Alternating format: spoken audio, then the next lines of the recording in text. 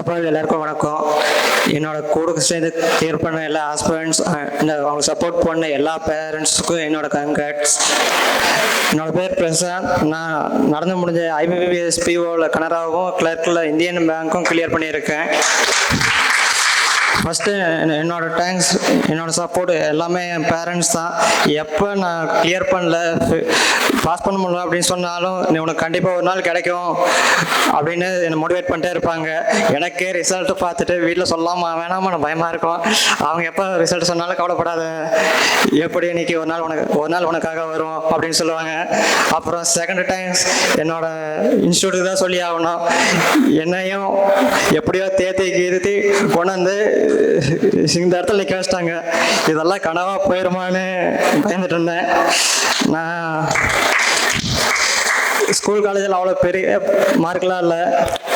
மார்க்கை நான் கடைசியாக சொல்கிறேன்.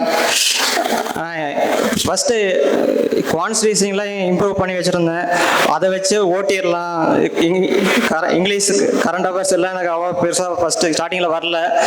அதனால் அதை வச்சு ஓட்டிடலாம் அப்படின்னு பார்த்தேன். பட் எல்லா டைமுமே லாஸ்ட் 2-3 வருஷமாக வந்து ஜஸ்ட்லியே போயிட்டு இருந்துச்சு.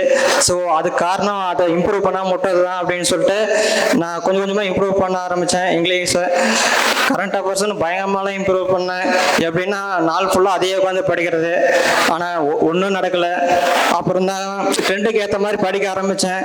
இந்த ஐபிஎஸ் பிஓக்கெலாம் ஆல்ரெடி படித்து வச்சுருந்தேன். பட் ஆர்ஆர்பி பிஓ இன்டர்வியூ முடிஞ்சு ஒரு வாரம் தான் டைம் இருந்துச்சு. கடைசி ஒரு மாதம் கரண்ட் அஃபேர்ஸும் அப்புறம் அந்த ஆர்பிஐயில் ப்ரெஸ் ரிலீஸ் விடுவாங்க, அதை தான் பார்த்துட்டு போனேன். அதுலேயே 15+ மார்க் எடுத்துட்டேன். நான் என்ன சொன்னேன்னா, உங்களுக்கு எந்த செக்ஷன் எப்போ டெஸ்ட் போட்டாலும் 15 மார்க் நீங்கள் கீழே எடுக்கிறீங்கன்னா அதை நீங்கள் இம்ப்ரூவ் பண்ணி தான் ஆகணும். இல்லைன்னா நீங்கள் ஜஸ்ட்டில் போயிட்டே தான் இருக்கும். அண்டு ராஜா சார் பற்றி சொல்ல ஆகணும். நான் சொல்கிறது ராஜா சார் ஹேட் பண்ணலாம். எப்போ நான் காலேஜில் பெரிய பர்சன்டேஜ் இல்லைன்னு சொல்லியிருந்தேன். நான் 54% தான். ராஜா சார் எப்போ மார்க் இன்டர்வியூ வந்தாலும் டெய்லி வித்தியாசமாக கேட்பாரு. ஆனால் அதே கொஸ்டின் கேட்டுருவாரு. ராஜா சாரை ஃபேஸ் பண்ணுறதே எனக்கு பயம் மார்க் இன்டர்வியூவில். அப்புறம் இப்போ சொல்கிறேன், 54%னாலும் ஐபிஎஸ் பிஓவில் நான் எடுத்த மார்க் அதோட கம்மி தான், 47% மார்க். அண்டு கிளர்க்கில் அதோட கம்மி, நான் 42% மார்க் தான். ஸோ இதை நான் ஏன் சொல்கிறேன்னா, இப்படி நீங்கள் ஃபீல் பண்ணுறதுனால ஒன்றும் நடக்க போகிறதில்ல. நீங்கள் இம்ப்ரூவ் பண்ணி தான் ஆகணும். நீங்கள் ஒரு செக்ஷன் நல்லா வருது அப்படின்னா அதை இன்னும் எப்படி நல்ல டாப்பரோட 2-3 மார்க் சேர்த்து போடலாம் அப்படின்னு பார்க்கணும். அது இல்லை ஒரு செக்ஷன் நல்லா வருது, இதுதான் நல்லா வருதுன்னு அப்படி விடவும் கூடாது. எல்லாத்துக்கும் ஈக்குவல் இம்பார்ட்டன்ஸ் கொடுக்கணும். வராத செக்ஷன் ஒரு ஆவரேஜ் மார்க்காவது எடுக்கிற அளவுக்கு நீங்கள் இம்ப்ரூவ் பண்ணி ஆகணும். அதை நான் சொல்லுவேன். 50 மார்க் கீழே நீங்கள் எந்த செக்ஷன் எடுத்தாலும் அதில் நீங்கள் அது வீக்காக இருக்கீங்கன்னு தான் அர்த்தம். அதை நீங்கள் இம்ப்ரூவ் பண்ணி தான் ஆகணும். அண்டு எங்கள் அம்மாவுக்கு தேங்க்ஸ் சொல்லி ஆகணும். என் சின்ன வயசுலேருந்து என்னோட எங்கள் அம்மா தான் நல்ல பொசிஷன் வச்சு பார்க்கணும்னு ஆசைப்பட்டாங்க. அவனுக்கு வேலைக்கு போகிறேன். முக்கியமாக ஒரு விஷயம் சொல்லணும். நான் ராஜா சார் ரொம்ப ஹேட் பண்ணாருன்னு சொன்னேன் அதை கேட்டு.